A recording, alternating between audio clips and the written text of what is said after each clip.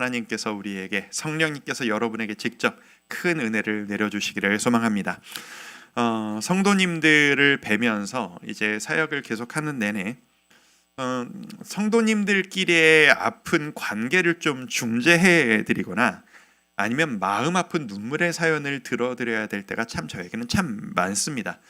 근데 이게 참 사람이 뭐라고 할까요? 이제 이거를 끼리끼리 보인다라고 표현을 해야 어울릴지, 아니면 좀 아픈 사람들끼리는 서로를 알아본다라고 표현을 해야 될지 모르겠는데, 예전에 제가 분당우리 교회에서 사역을 할 때부터 그 수만 명의 성도들이 계신 그 사람 많은 성도님들, 그리고 그 안에서 정말 70-80명이 되는 수많은 사역자들 중에서 유독 저에게, 그 많은 성도님들 중에서 유독 우울증을 좀 힘들어 하시는 분들, 아니면 가정에 불화가 있으신 분들이 유독 저를 꼭 많이 찾아오셨었어요.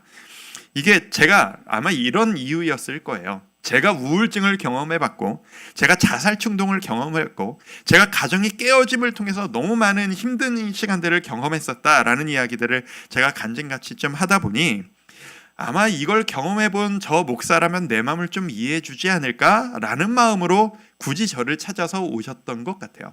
그래서 저는 성도님들이 저를 만나시면 이렇게 이야기를 시작하시는 분들이 꽤 많으셨어요. 목사님, 저 이 이야기 태어나서 처음 해봐요. 제가 딴 사람한테 아무에게도 해본 적 없어요. 제 가족에게도 이야기해 본 적 없어요. 근데 목사님이라면 제 마음을 아실 것 같아서, 이해해 주실 것 같아서 제가 오늘 처음으로 이 이야기 꺼내봐요. 이렇게 저에게 말씀하신 분들이 얼마나 많으셨는지 몰라요. 그래서 제 마음속에는 여러분들끼리는 모르시는, 그리고 들었다고 해서 제가 그 누구에게도 말할 수가 없는, 저 혼자 가슴으로 품고 있는 우리 성도님들의 그 사연들과 그 아픈 마음들이 제 마음속에 얼마나 많이 있는지 모릅니다. 수많은 가정들 중에 불화가 있고 갈등이 있는 분들 중에 이런 식의 경우들이 종종 있습니다. 뭐 예를 들면 이런 거예요. 이제 내가 오늘 저 사람한테 한 말이 그렇게 뭐가 상처가 된다고, 왜 저 사람 나한테 이렇게까지 하는지 모르겠다라고 울분을 토하는 분이 계세요. 뭐 예를 들면 이런 거죠. 한 남편 집사님께서 이제 저녁 식사를 하러 식탁에 앉으셔서 그냥 가볍게 한마디를 그냥 툭 하신 거예요. 오늘 반찬이 좀 별로 없네. 그냥 이 이야기를 그냥 툭 하신 거예요. 그런데 이 이야기를 듣자마자 그 밥상에 앉으셨던, 준비하셨던 그 가족분께서 갑자기 분노를 폭발을 시키시면서 내가 밥 차리는 식모자! 라고 하면서 소리를 지르시고 집을 뒤집어 엎으시고 집을 나가버리셨다는 거예요. 그러니까 이 남자 집사님께서 저를 찾아오면서 막 울분을 토하시는데, 아니 이거 무서워서 살겠습니까? 반찬이 뭐 이거밖에 없냐라는 그 한 말 때문에 제가 이 꼴을 당하는 게, 저 사람이 저렇게 하는 게 이게 말이 됩니까? 목사님 말씀 좀 해보십시오 라고 저한테 막 울분을 토하시는 거예요. 그럼 제가 이렇게 말씀드리죠. 집사님, 제가 해석을 해드릴게요. 이게 말입니다. 집사님께서 오늘 하신 그 한마디 말씀, 오늘 반찬이 별로 없네, 그 한마디 말씀 때문에 아내분께서 지금 폭발해서 나가신 게 아니고요. 아내분이 평생 집사님한테 맞춰주며 사신 거예요. 그 아내분이 하셨던 모든 행동들이 진심으로 집사님 하셨던 말투와 행동과 그 모든 것들을 진심으로 기뻐서 맞춰줬다고 생각하세요? 아내분이 한 번 불평하신 적 없으시죠? 다 맞춰주고 사셨죠? 사람이 계속 듣다 보면 마음속에 울분과 화가 쌓여요. 근데 이게 폭발하는 게 100이 되면 폭발을 하게 돼 있는데, 지금까지 아내분이 99.9까지 참다가 오늘 0.1을 던지신 거예요. 반찬이 이게 뭐야? 0.1이 닿는 순간 평생 참았던 울분이 100이 폭발하신 거예요. 그렇게 생각하셔야 돼요. 세상에 이게 무슨 소리냐라는 식으로 이 이야기를 들으세요. 제가 성도님들의 이런 이야기를 듣다 보면 진짜 우리가 서로를 너무 모르는구나, 서로의 감정을 참 못 헤아리는구나 라는 생각을 할 때가 참 많습니다. 성도 여러분, 저는 이게 진짜라고 생각하는데, 오늘 내가 만나고 내가 대하는 이 사람이 나를 대하는 태도는 내가 오늘 이 사람에게 무슨 말을 했느냐, 내가 오늘 이 사람 앞에 어떤 표정으로 서 있느냐만으로 이 사람이 나를 대하는 태도가 결정지어지지 않는다고 저는 생각합니다. 지금까지 내가 이 사람을 대해온 태도, 지금까지 내가 이 사람에게 전했던 말들, 이 사람을 통해서 내가 했던 선택들과 모든 때로는 지혜롭지 못했던 태도들이 쌓이고 쌓인 그 모든 것들의 합이 이 사람이 오늘 나를 대하는 태도가 아닐까라고 저는 늘 생각하곤 합니다. 제가 오늘 이 말씀을 왜 드리냐 하면 오늘 요셉이 당하는 이 일이 바로 그런 결과이기 때문이에요. 오늘 본문에서 요셉이 말도 안 되는 일을 겪게 됩니다. 지난주에 이어서 17살의 철없는 이 청소년 요셉, 이 요셉이 당한 일은 어마어마하게 큰 일이었습니다. 그런데 이 요셉이 그 정도로 잘못했던 것인가? 이것은 이 가정에게 너무 오랫동안 쌓이고 쌓였던 그 감정들이 골마 터져버린 사건이었다 라고 생각할 수 있을 것 같습니다. 오늘 이 본문의 사건을 성경은 어떻게 시작하느냐, 이 말씀으로 시작합니다. 12절 말씀 같이 한번 읽어볼까요? 자, 시작. 그의 형들이 세겜에 가서, 어디에서 칠 때예요? 세겜에 가서. 자, 세겜이 어떤 땅이냐? 이 지금 야곱이 요셉의 아버지 야곱에게 이 세겜이라고 하는 땅은 그냥 보통 땅이 아닙니다. 야곱에게 세겜은 아픔의 땅이에요. 예전에 그 야곱의 뒤를 밟다 시리즈를 할 때 제가 언급했던 적이 있었는데 기억하실지 모르겠어요. 야곱의 자식들 중에 디나라고 하는 딸이 있었습니다. 이 딸이 밖을 동네를 돌아다니다가 말도 안 되는 성적 그 범죄를 당해가지고 온 집안이 쑥대밭이 됐던 적이 있었습니다. 그때 디나가 돌아다녔던 동네가 바로 이 세겜이에요. 그러니까 이 아버지 된 야곱 입장에서 세겜이라고 하는 곳은 아픔과 상처의 장소죠. 근데 지금 10명의 아들들이 그곳에서 양을 치고 있는 거예요. 그것 때문인지 아니면 그냥 멀리 가니까 단순히 걱정된 건지 성경이 자세히 기록하지 않으니까 우리는 알 수 없지만 이 야곱이 아들 요셉에게 이야기합니다. 네 형들에게 가서 네 형들이 잘 있는지 한번 보고 오거라. 이 아버지의 이야기대로 요셉이 그 형들을 찾아갑니다. 집에서 꽤 먼 곳입니다. 갔더니 거기에 또 없어요. 다른 곳으로 찾아 물어 갑니다. 그 도착한 곳은 이곳에서 무슨 일이 일어나도 아버지가 도저히 알 수 없는 먼 곳입니다. 그리고 그곳에서 형들은 요셉을 저 멀리서 보자마자 지금까지 쌓아왔던 감정을 한순간에 폭발시켜버립니다. 18절 말씀을 제가 읽어드릴게요. 자, 요셉이 그들에게 가까이 오기 전에 그들이 요셉을 멀리서 보고 뭐를 꾀하여? 죽이기를 꾀하여. 이 엄청난 일 아니에요? 이 동생을 보자마자 처음 했던 생각이 죽이기를 꾀하여. 그러니까 지금 이 10명의 형들의 의도는 저 버릇없는 녀석, 우리들을 고자질하는 이 아버지의 사랑을 독차지하는 녀석, 이번 기회에 혼쭐을 한번 내주자, 정신머리를 그냥 바짝 한번 고쳐주자라고 하는 게 의도가 아니었어요. 처음부터 보자마자 저놈 죽여 없애버리자 였어요. 여러분 생각을 한번 해보세요. 아무리 형제끼리 미워한다 한들, 가족끼리 아무리 사이가 안 좋다 한들 저놈 죽여 없애버릴까? 라고 하는 말이 쉽게 꺼낼 수 있는 말은 아니지 않습니까? 아무리 죽일 듯이 미워도 야, 우리 쟤 죽여버릴까? 이거는 보통 분위기에서 나올 수 있는 말이 아닙니다. 이 말을 근데 이 형제들이 하고 있다는 것이 무슨 뜻이겠습니까? 평소에 이 10명은 요셉을 두고 얼마나 이를 박박 갈아왔던 것인가?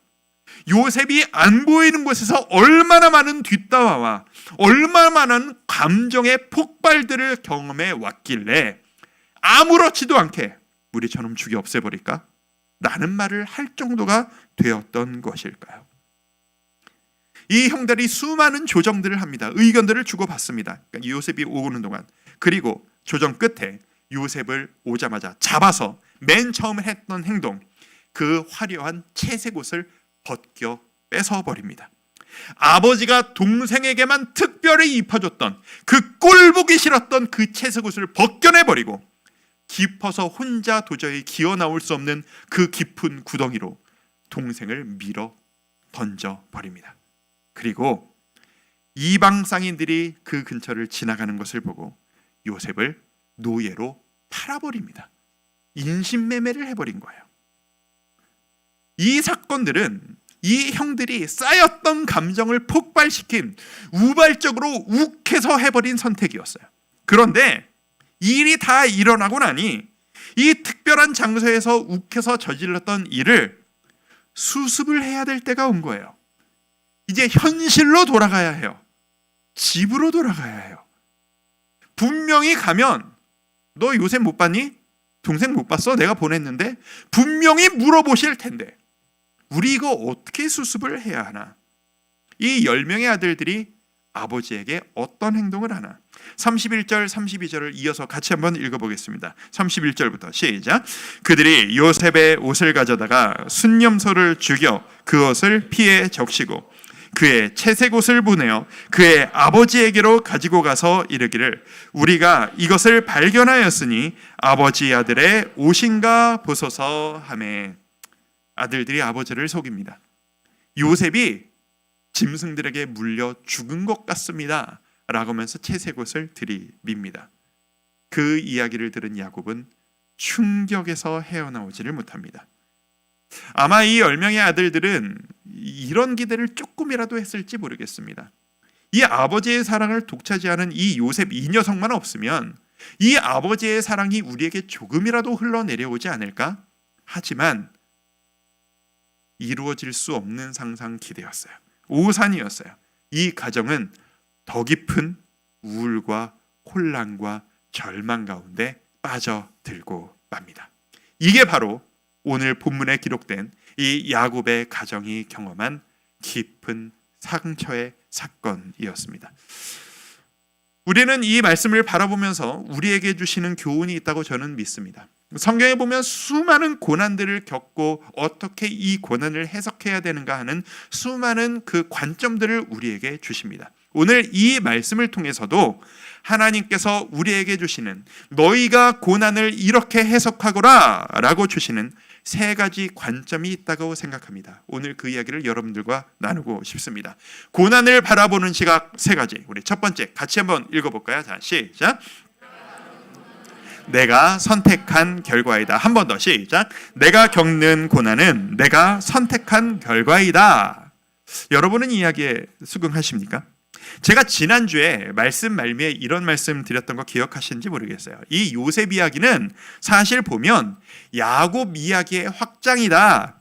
요셉이 뭘 해서 이루어진 이야기이기 이전에 야곱이 어떤 선택을 해서 그 결과로 하나님께서 야곱에게 이루어지시는 그 이야기의 확장이 바로 이 요셉 이야기이다 라고 말씀드렸던 것을 기억하시는지 모르겠어요. 그래서 오늘 이야기 역시 야곱의 선택에 대한 후폭풍의 결과에 대한 이야기예요.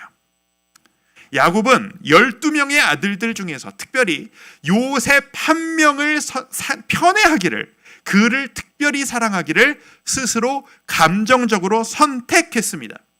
그러면 안 되는 건데 내가 그러고 싶으니 내 감정에 따라서 타협을 하고 선택을 해버렸어요.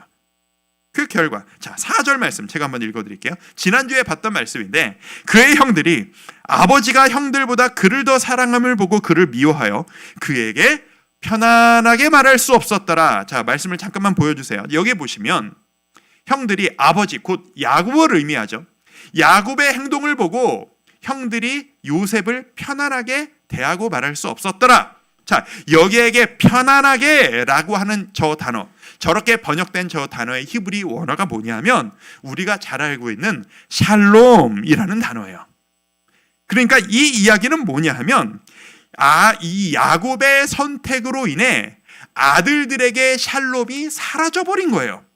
아버지가 아들들의 샬롬을 빼앗아 버린 거예요. 그럼에도 불구하고 야곱은 여전히 아들들에게 나에게 샬롬이 유지되기를 바라고 있어요. 14절 말씀 함께 한번 보겠습니다. 14절 읽습니다. 자, 이스라엘이 시작. 이스라엘이 그에게 이르되 가서 내 형들과 양떼가 다 잘 있는지를 보고 돌아와 내게 말하라. 저 말씀해 보면 다 잘 있는지, 저 잘 있는지라고 번역된 저 히브리어가 뭐냐? 저게 또 샬롬이에요. 지금 이게 무슨 얘기예요? 연결을 시켜주시는 거예요. 하나님이 의도적으로 이 단어를 반복시키시는 거예요. 야곱이 아들들에게 샬롬을 빼앗는 선택을 해놓고선 자기의 그 선택과 태도는 하나도 바꾸지 않으면서 결과적으로 샬롬이 유지되기를 바라고 그것을 확인하고 싶어하는 거예요. 그게 되나요? 안 되는 겁니다. 오늘 본문의 이야기는 야곱의 선택의 후폭풍이 온 가족의 샬롬을 무너뜨렸다라는 그 이야기예요.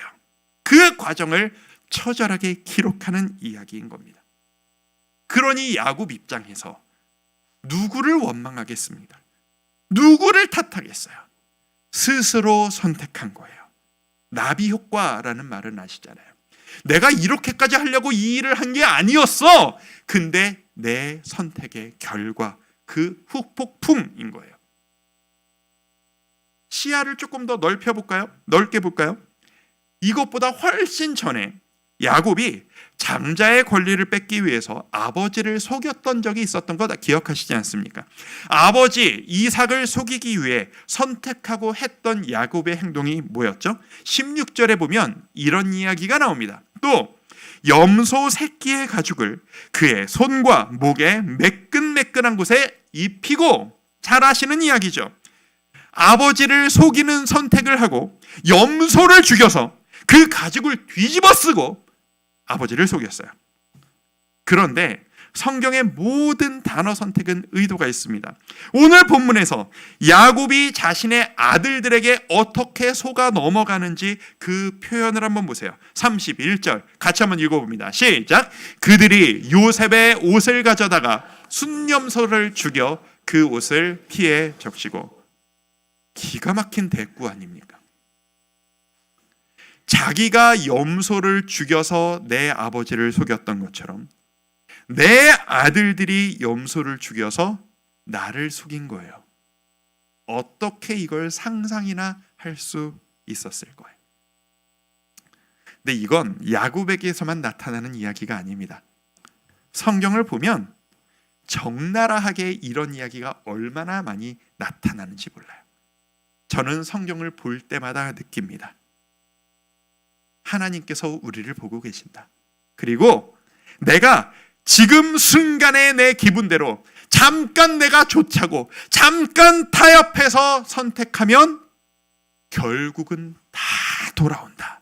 나에게로 결국 다 원래대로 돌아온다. 하나님이 그렇게 만들고 마신다 라고 말입니다. 성도 여러분, 우리는 하나님의 자녀입니다. 우리는 예수 그리스도의 핏값을 주고 거듭난 존재들입니다. 우리는 이제 하나님의 자녀로서 내가 하고 싶은 대로 선택해도 되는 존재들이 아닙니다. 우리는 하나님이 원하시는 것을 선택하고 나아갈 수 있는 그런 존재여야만 합니다. 하나님은 지금 우리의 선택, 지금 우리가 나아가는 모든 길들을 다 보시고 기억하고 계신다라고 저는 믿습니다. 그러니 순간의 감정에 휩쓸려서 타협하지 않으셨으면 좋겠습니다. 너무 쉽게 선택하지 않으셨으면 좋겠습니다. 때로는 내가 옳은 길을 가겠다고 했다가 손해를 볼 수 있어요. 여러분, 일희일비하지 않으시기를 바라요. 옳은 길 가겠다고 했다가 손해봤다고 슬퍼할 것도 없고요. 원하는 거 욕심부려서 얻어냈다고 좋아할 것도 없습니다. 결국 길게 보면 원래 있어야 할 자리로 다 돌이켜주시는 하나님이십니다. 우리 그런 하나님을 기억할 수 있었으면 좋겠습니다. 당부드립니다. 하나님 보시기에 옳은 선택만을 하십시다. 순간의 감정에 욱해서 감정적으로 선택하지 맙시다. 그리고 그 이야기는 또 다른 국면을 우리에게 보여줍니다. 두 번째, 내가 겪는 고난이 내 잘못 때문만은 아닐 때도 있다라는 겁니다. 같이 한번 읽어볼까요? 자, 시작. 내가 겪는 고난이 내 잘못 때문만은 아닐 수도 있다. 자, 이거 좀 그대로 좀 보여주실래요? 반대되는 이야기를 제가 하잖아요. 1번과 2번이 서로 반대 이야기예요. 1번에서는 내가 겪는 고난은 내가 선택한 결과야 라고 해놓고 갑자기 또 뭔 소리예요?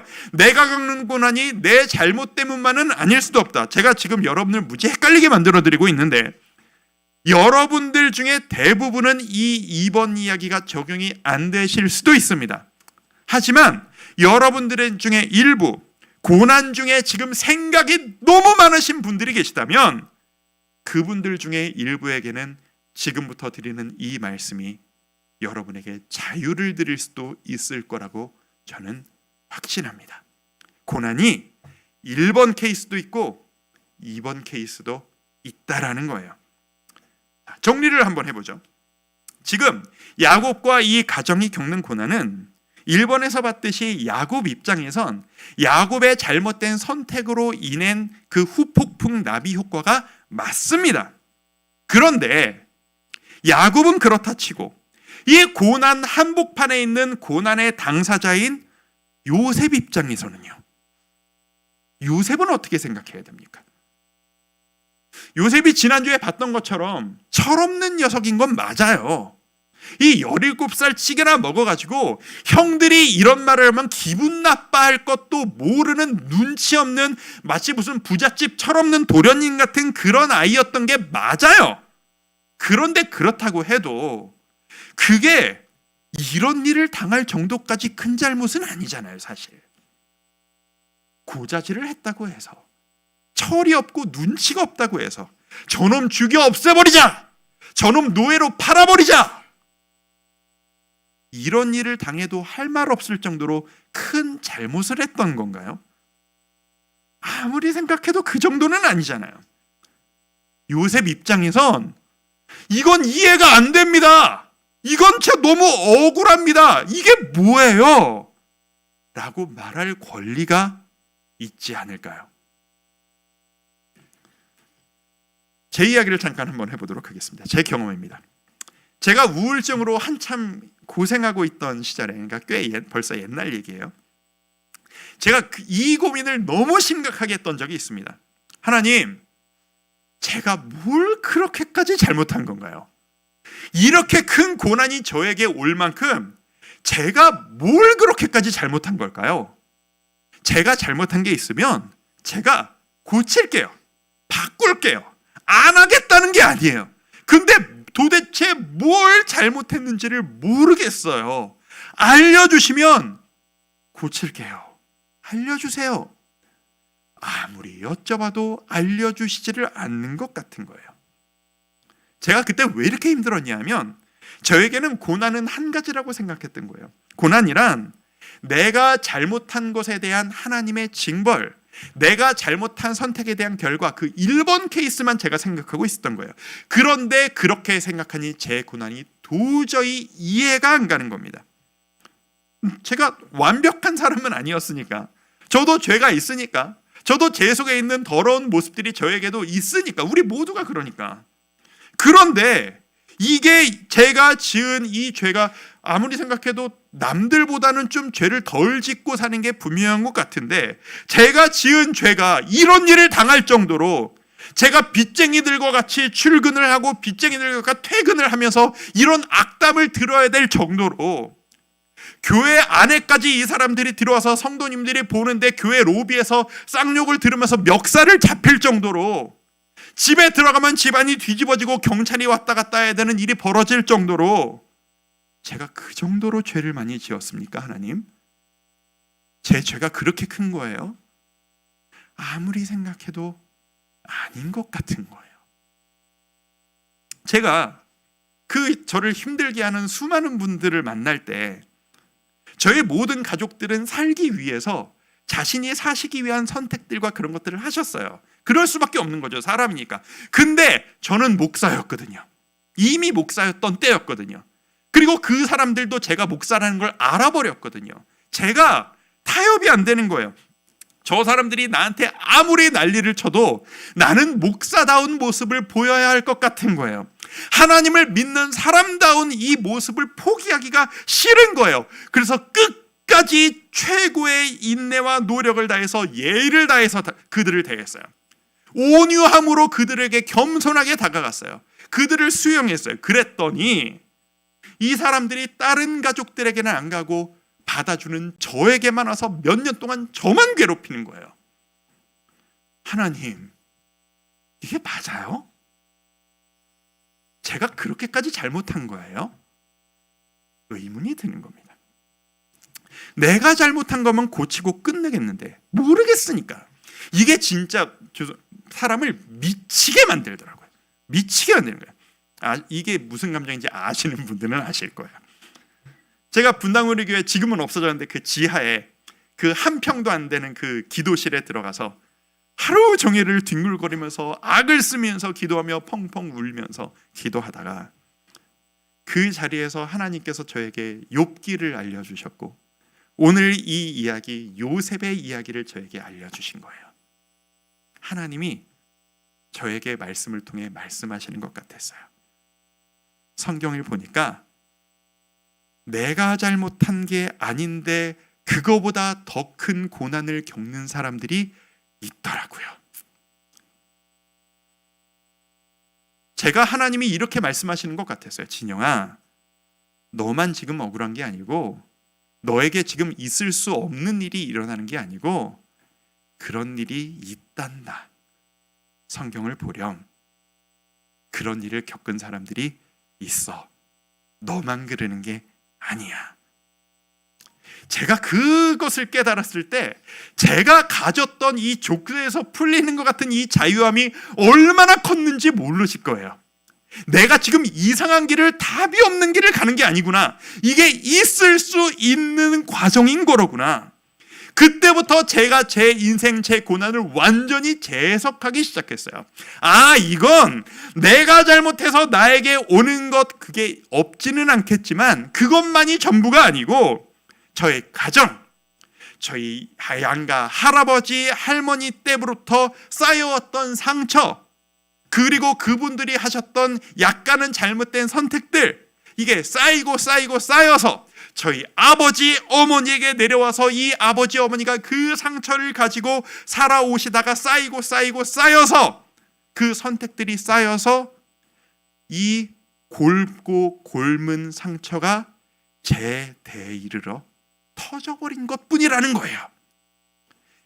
이 해석을 하는 순간 제가 하나님의 정죄를 받고 있는 게 아니라 이건 그냥 그렇게 일어난 일일 뿐이야 라는 것을 제가 깨달은 순간 제가 어떤 감정을 가졌게요? 하나님 억울합니다. 왜 저에게만 이런 일을 주십니까? 라는 감정을 가졌을까요? 천만에요. 제가 생각보다 좀 센 사람입니다. 멘탈이 생각하시는 것도 좀 세요. 의지가 불타올랐어요. 무슨 의지? 우리 아버지, 어머니, 우리 할아버지, 할머니 때부터 쌓였던 그 상처가 나한테까지 흘러내려왔지만 내 때에서 끝내리라. 이것을 내 자식에게는 더 이상 흘러내려가지 않도록 내 때에서 끝내버리리라. 결판을 내리라. 이 의지가 불타오르기 시작했어요. 싸웠어요. 매달렸어요. 정면 돌파했어요. 그 결과 행복하게 웃고 있는 제가 있고 철없이 뛰어다니고 있는 저희 아들, 딸들이 있어요. 하나님이 만들어 주시더라고요. 성도 여러분, 지금 제 이야기에 공감하고 계신 성도님들 계실 겁니다. 가정의 상처를 짊어지고 아파하며 내가 왜 이런 일까지 당해야 됩니까? 라고 울고 계신 성도 여러분 계시다면 성도 여러분, 힘을 내십시오.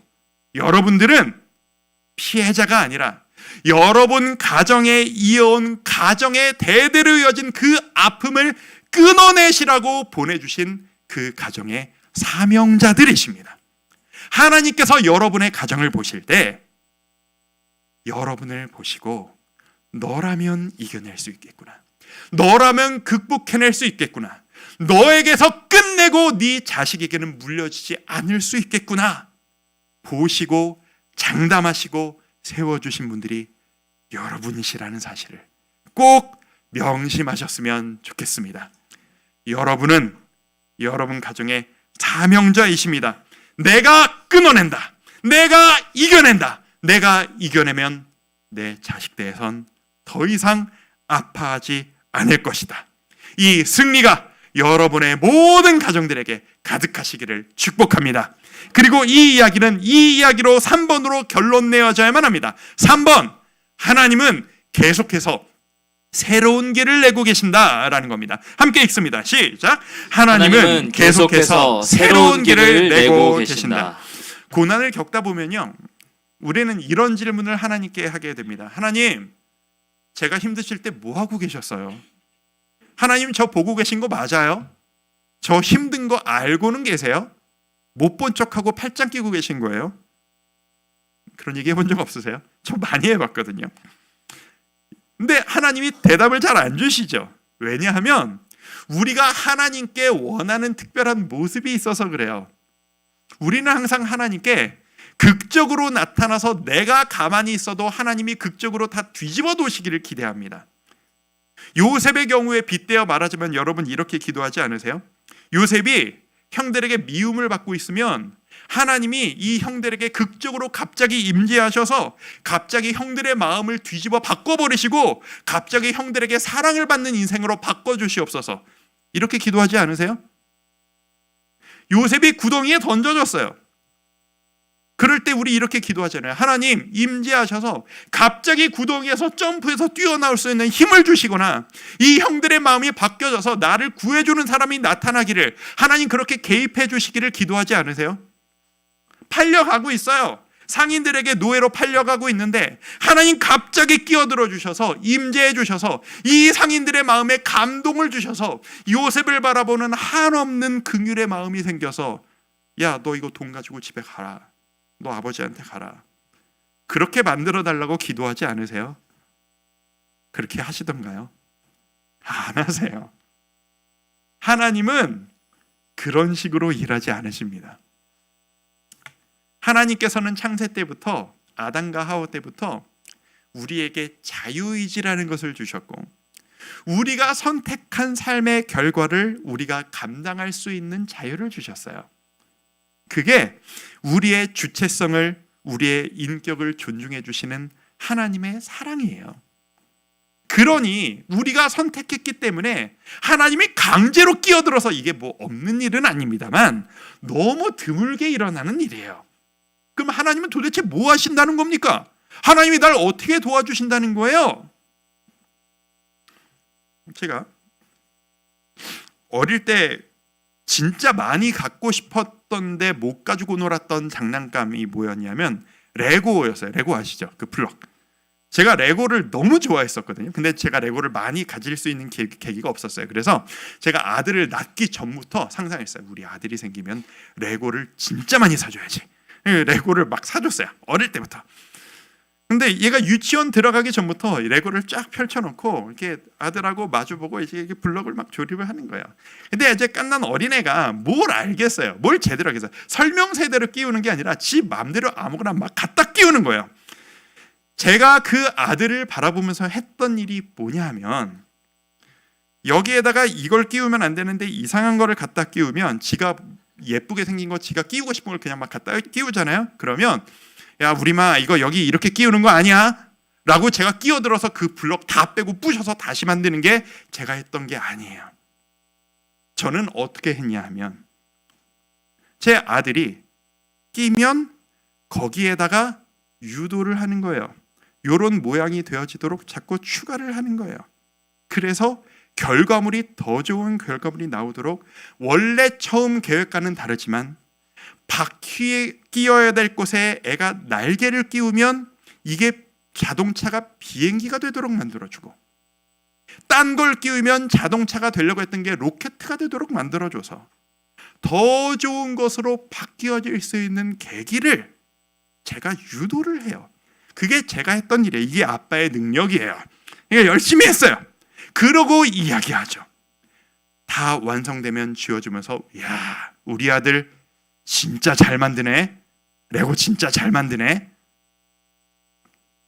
저도 그랬는데 하물며 우리 하나님, 우리가 때로는 잘못된 선택을 할 때가 있을 겁니다. 그리고 내가 아니라 우리 가족이, 내 주위의 다른 사람들이 잘못된 선택을 해서 내가 그 뒷감당을 해야 될 일이 우리 인생에 있을 수 있습니다.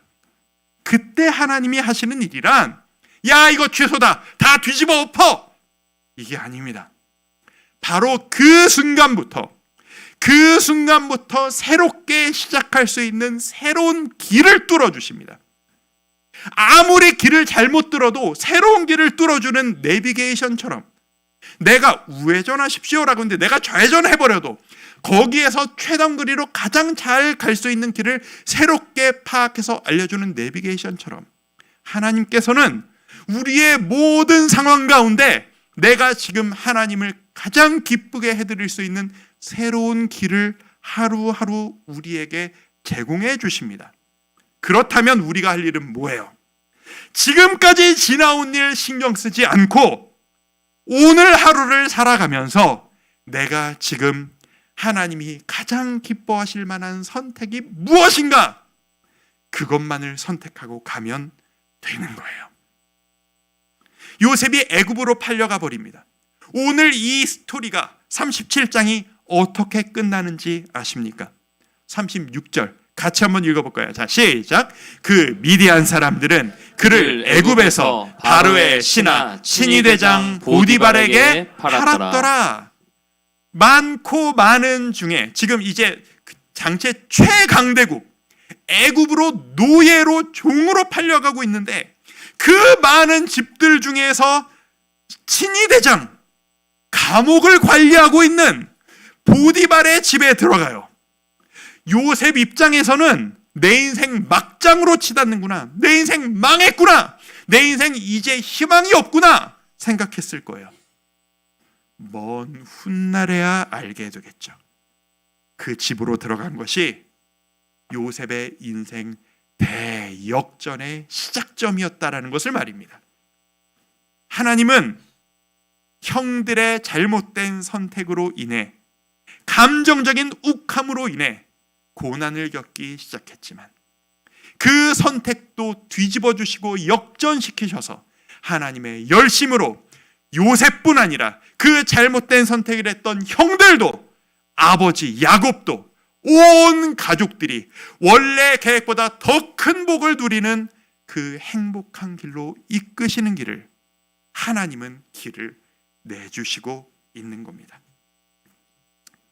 나의 잘못된 선택, 내 주위 사람들의 잘못된 선택, 그것으로 인해 이어받은 나의 상처, 하나님의 은혜는 그것보다 더 크십니다.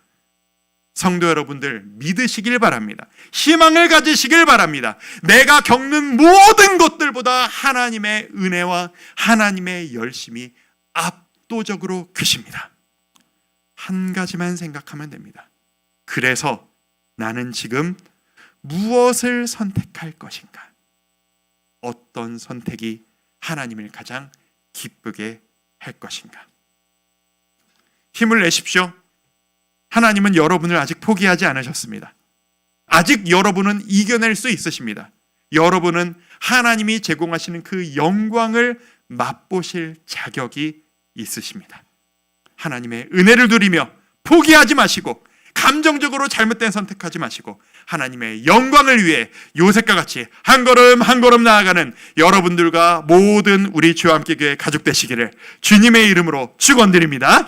제가 오늘 말씀을 준비하다가 진짜 제가 느낀 이 마음을 그대로 표현하는 가사를 담고 있는 찬양 하나를 찾았어요. 나는 믿네라고 하는 찬양입니다.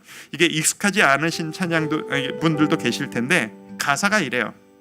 내게 허락하신 시련을 통해 나의 믿음 더욱 강하게 자라라고, 험한 산과 골짜기 지나는 동안 주께 더 가까이 나를 이끄시네. 내가 겪는 시험이 어렵고 힘겨워도 내 주님보다 크지 않네. 내 앞에 바다가 갈라지지 않으면 주가 나로 바다 위 걷게 하리. 나는 믿네. 우리 이 찬양 한번 불러보지 않으시겠습니까? 하나님, 나도 그렇게 가기를 원합니다. 결단하며 찬양합니다. 내게 허락하신 시련을 통해 나의 믿음 더욱 강하게 자라나고 험한 산과 골짜기 지나는 동안 주께 더 가까이 나를 이끄시네. 내가 겪는 시험이 어렵고 힘겨워도 내 주님보다 크지 않네. 아멘. 이것을 믿습니다. 내 앞에 바다가 갈라지지 않으면 주가 바로 바다 위 걷게 하니 나는 믿습니다. 나는 믿네. 주의 능력으로 내 삶 새롭게 되리. 나는 믿네.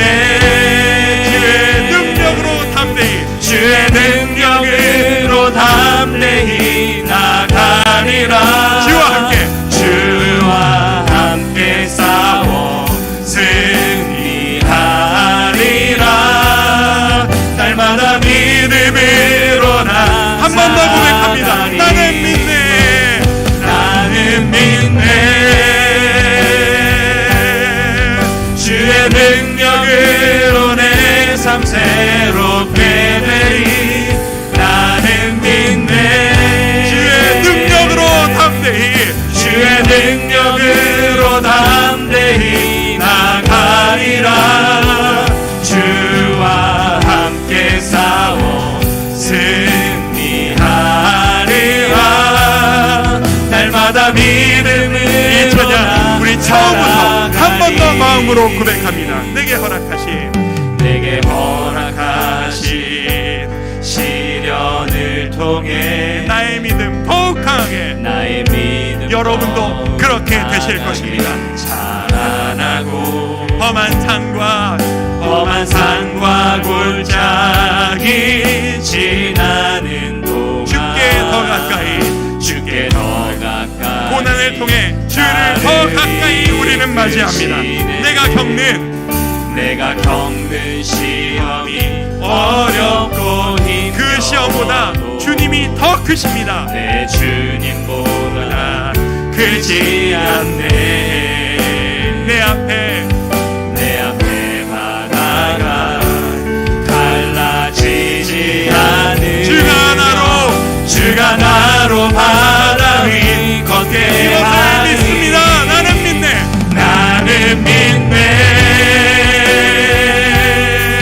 주의 능력으로 내 삶 새롭게 되리. 나는 믿네. 주의 능력으로 담대히 나가리라. 주와 함께 싸워 승리하리라. 날마다 믿음으로 우리 이렇게 고백합니다. 보라, 하나님 구원을. 보라, 하나님 구원을. 보라, 하나님 능력을 너희를 위해서 싸우시는 주의 손을 보라. 하나님 구원을. 하나님 구원을 보라. 하나님의 능력을, 내 능력이 아니라 하나님의 능력으로 너희를 위해서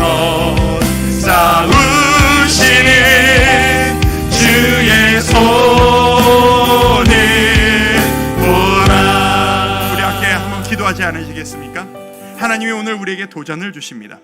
내 가정을 회복시키기 위한 사명자로 나를 세우셨다는 것을, 때로는 내가 선택하지 않은 결과로 내가 고난당할 때도 있다라는 것을, 하지만 주님께서는 나를 승리케 하실 것이라는 것을 우리는 오늘 깨닫습니다. 주님, 나를 우리 가정에 회복자로 세우시고 사명자로 세우셨으니 주여, 내 대해서 승리하겠습니다. 내가 극복하겠습니다. 우리 가정을 회복시켜 주시옵소서. 그리고 날마다 하나님께서 기뻐하시는 그 선택을 하며 나아가는 주의 자녀 되게 하여 주옵소서. 함께 기도하며 나아가겠습니다. 기도합니다. 아버지 하나님, 우리에게 아버지